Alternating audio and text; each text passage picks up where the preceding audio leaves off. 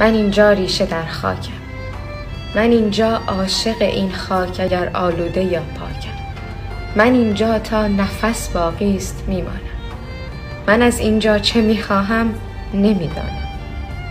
امید روشنایی گرچه در این تیرگی ها نیست، من باز در این خاک خشک تشنه میرانم.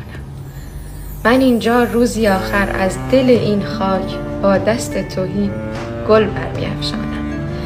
من اینجا روزی آخر از ستیغ کوه چون خورشید سرود فتح میخوانم و میدانم تو روزی باز خواهی گشت.